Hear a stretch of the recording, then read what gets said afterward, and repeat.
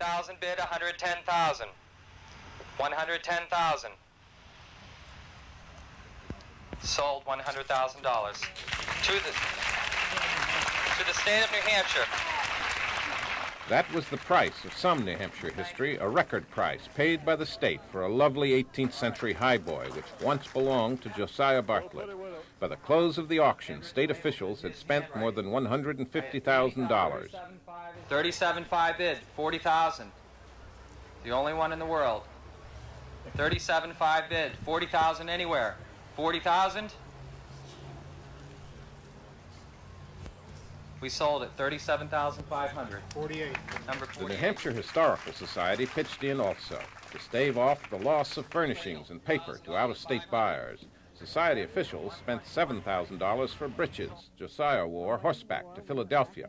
Society Director John Frisbee told reporters, Every time things go out of state, it makes me concerned. I think we all share a common feeling that we would like to keep things like this and things like those items sold at the bachelor sale in the state and where we can get them in public hands. Who was Josiah Bartlett? That, when his descendants decided to sell his papers, his tables, and more, even the vest he wore when signing the Declaration of Independence, the state silently set aside money to keep as much as possible of that special history out of the hands of private collectors and dealers from elsewhere.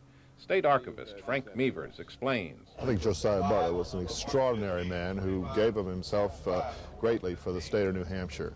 He served us in almost every capacity in public office there was during the American Revolution and during the years afterwards. Last president, first governor of the state under the current Constitution under which we live. He was the president pro tem of the ratification convention for the U.S. Constitution in 1788. Bartlett's most direct New Hampshire descendant, Ruth Reddy, who lives in Bartlett's Kingston home, and a New York aunt, felt financially pushed to go forward with the auction. Now imagine growing up in the midst of all this history. There's a wonderful, musty aroma about the place, this room. It makes you want to touch all the items and read every letter and paper. And then imagine having to see it all leave. For most of us, this is state and national history. But for Ruth Reddy, it's personal, family history. Now I asked her, what did she think that her great-great-great-great-grandfather was really like? Well, when you read the letters, it's almost like you're right there listening to them talk, you know, and just asking about the children, being concerned with them, a real caring father. In May, the legislature, led by Senate President Bill Bartlett, also of Kingston but not a direct descendant, quietly appropriated $1 million to bid on Josiah's possessions and buy and restore other historic items. Some lawmakers argued it was done too quietly. The problem that arises in my mind is why it wasn't brought before the legislature. I think that the people of New Hampshire, being conservative, respecting history and respecting the state, would have been more than willing to consider it and probably vote in the affirmative if it had been brought before us, rather than being hidden, as I feel, in this special section of the budget. But you can't expect the Bartlett family to retain history all their lives for the rest of us. And I think that they're justified in doing what they're doing, and if New Hampshire wants to retain its history, I think it's important that they put their money up and retain the history for the generations to come.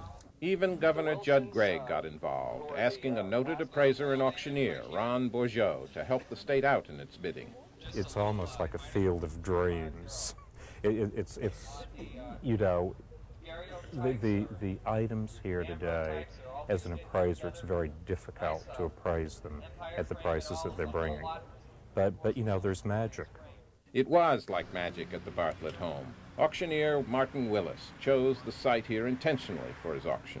One of the things, when I first came here, they were considering Sotheby's in New York.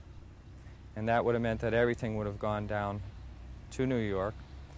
And when I took a walk through the house and looked at everything, I convinced them that they would probably get the most money for their items coming right straight out of the house where they've been for 200 years.